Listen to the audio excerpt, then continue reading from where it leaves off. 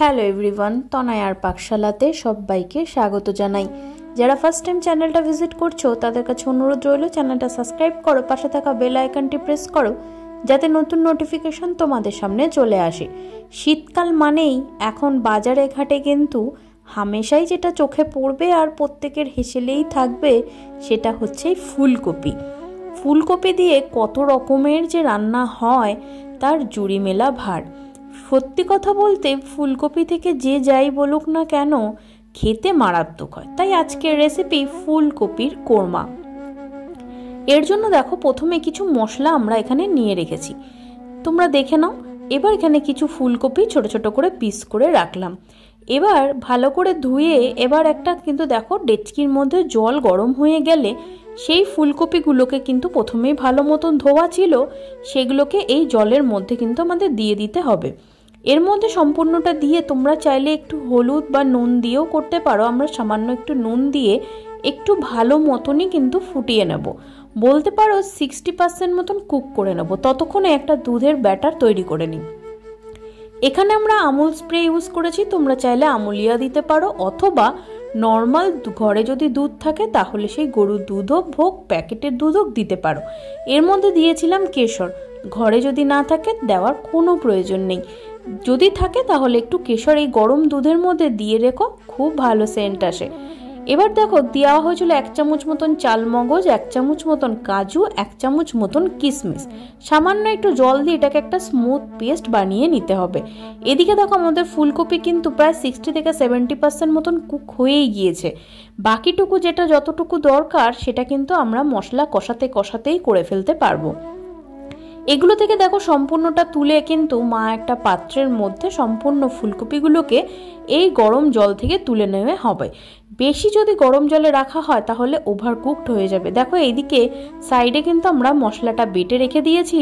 সেই মিক্সার জারে দেওয়া হলো পরিমাণ মতন লঙ্কা, কাঁচা লঙ্কা, একটা গোটা টমেটো, অবশ্যই দানা ফেলে দেওয়া হয়েছিল, আর দেওয়া হলো সামান্য একটু আদা দিয়ে কিন্তু ভালো মতন একটা পেস্ট তৈরি করতে হবে। এদিকে 3 চামচ মতন নেওয়া হয়েছিল নর্মাল টক দই, যেটাকে ভালো মতন ফেটিয়ে তার মধ্যে দেওয়া হয়েছিল 1/2 চামচ মতন জিরের গুঁড়ো, 1/2 চামচ ধনের গুঁড়ো, নুন, চিনি এবং দেওয়া হয়েছিল পরিমাণ মতন হলুদের গুঁড়ো আর সুন্দর একটা রঙের জন্য কাশ্মীরি লঙ্কার গুঁড়ো। এটাকে নিয়ে কিন্তু সম্পূর্ণ ভালো মতন কিন্তু একটু মিক্সড করে নিতে হবে। তোমরা চাইলে যদি এরকম থকথকে হয় একটু জল দিয়ে একটা পাতলা ব্যাটার বানিয়ে নিতে পারো। মশলাটা ততক্ষণে এইভাবে ভিজুক, ততক্ষণে চলো আমরা অন্যদিকে কিন্তু মিক্সারে যেটা দিয়েছিলাম সেটা দেখো খুব সুন্দর একটা পেস্ট হয়ে গিয়েছে। এবার আমরা কোরমার দিকে আগাতে থাকি। ততক্ষণে দেখো কড়াইতে দেওয়া হলো পরিমাণ মতন সাদা তেল। যেহেতু কোরমা সেহেতু সাদা তেল দিয়েই করব, তাই জন্য দেখো সাদা তেল দেওয়া হয়েছিল, যেটা খুব সুন্দর গরম হয়ে গিয়েছে, যার মধ্যে আমাদের ফুলকপিগুলোকে দিয়ে কিন্তু খুব সুন্দর করে গোল্ডেন ব্রাউন কালার করে ভেজে তুলে নিতে হবে। তোমরা চাইলে কিন্তু এইখানে হলুদটা কিন্তু সম্পূর্ণ স্কিপ করতে পারো, কাশ্মীরি লঙ্কার গুঁড়োটাকেও স্কিপ করতে পারো, তাহলে কিন্তু একদম সাদা সাদা ভাব আসবে, যেটা খেতে বেশ ভালো লাগে। কাঁচা লঙ্কার মধ্যেও কিন্তু সবুজ লঙ্কাগুলো দিতে হবে, পাকা লঙ্কাগুলো নয়। এবার যদি তোমরা বলো টমেটো, তাহলে টমেটোটাকে স্কিপ করতে পারো, টক দই দিচ্ছ তো। সেম তেলে দেখো সম্পূর্ণ ফুলকপি হয়ে গেলে 1 চামচ মতন গাওয়া ঘি দিয়ে খুব ভালো মতন তেল যখন গরম হয়ে যাবে, ঘি আর এই তেল, তখন দিয়ে দিতে হবে একটা বড় সাইজের তেজপাতা, কিছু গোটা গরম মশলা যার মধ্যে দারচিনি, লবঙ্গ, জয়িত্রী এবং বড় এলাচ দিয়ে কিন্তু আমাদের যখন এইটার থেকে সম্পূর্ণ খুব সুন্দর একটা গন্ধ ছাড়বে তখন দিয়ে দিতে হবে 1 চামচ মতন মৌরি দিয়ে আমাদের সেই আদা বাটা যেটা ছিল টমেটো দিয়ে সেইটাকে কিন্তু এর মধ্যে প্রথমে দিতে হবে।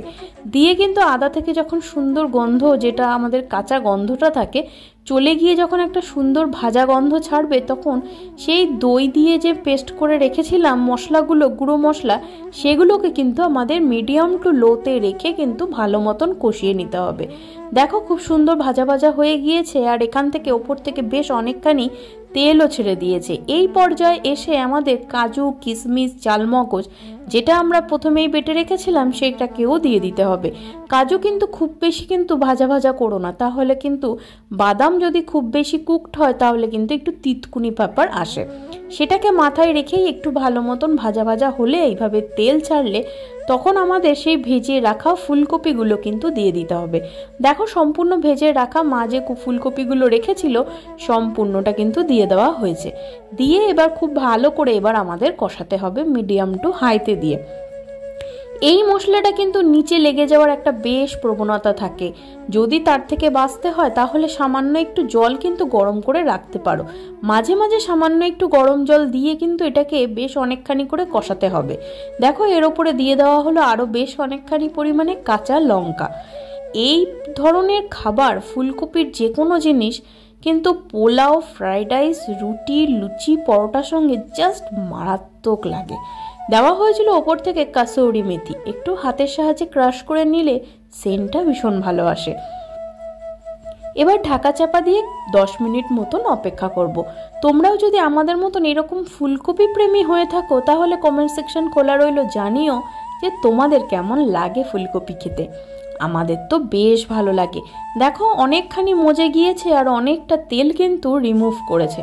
আবারও ভালো করে কিন্তু এইভাবে নাড়িয়ে চাড়িয়ে এবার আমাদের সেই যে দুধটা গুলে রেখেছিলাম কেশর দিয়ে সেই সম্পূর্ণ দুধের মিশ্রণটা দিয়ে দিতে হবে।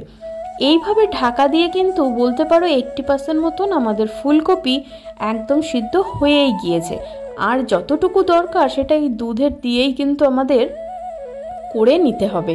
এবার বাটি ধুয়ে সামান্য একটু জল আমরা এর মধ্যে অ্যাড করব।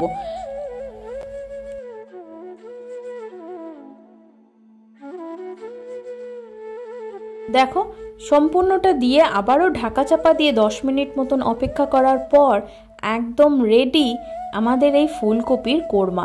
সামান্য কিছু মশলা এদিক ওদিক করাতেই যদি এত সুন্দর একটা রেসিপি হয় তাহলে কেমন হয়। চলো এটাকে একটু হালকা টুইস্ট দেওয়া যাক। তার জন্য দেখো নেওয়া হয়েছিল গোলাপ জল আর কেওড়া জল, চাইলে তোমরা স্কিপ করতে পারো, একদম জাস্ট কয়েক ফোঁটা দেওয়া হয়েছিল। আর দেওয়া হয়েছিল জয়িত্রী, তো প্রথমেই আমরা দিয়েছি জায়ফল যেটা থাকে, জায়ফল জয়িত্রী, সেই জায়ফলটাকে এইভাবে ক্রাশ করে এর মধ্যে দিয়ে গরম মশলার গুঁড়ো দিয়ে এটাকে কিন্তু নামিয়ে নিলেই একদম রেডি ফুলকপির কোরমা। ঢাকা চাপা দিয়ে স্ট্যান্ডিং টাইমে রাখার পর তৈরি হয়ে গেল ফুলকপির কোরমা।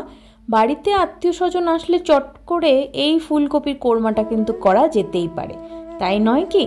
ফ্রাইড রাইস, রুটি, লুচি, পরোটার সাথে জাস্ট জমে ক্ষীর হয়ে যাবে। তোমরা একবার এই রেসিপিটি করো আর কমেন্ট সেকশানে জানাও তোমাদের কেমন লাগলো রেসিপিটি। ভালো লাগলে চ্যানেলটি সাবস্ক্রাইব করো, পাশে থাকা বেল আইকনটি প্রেস করো যাতে নতুন নোটিফিকেশন তোমাদের সামনে চলে আসে। লাইক করো, শেয়ার করো, কমেন্ট করতে একদম ভুলো না। আমি আর আমার মা ফিরে আসছি আরও একটা রেসিপির সাথে।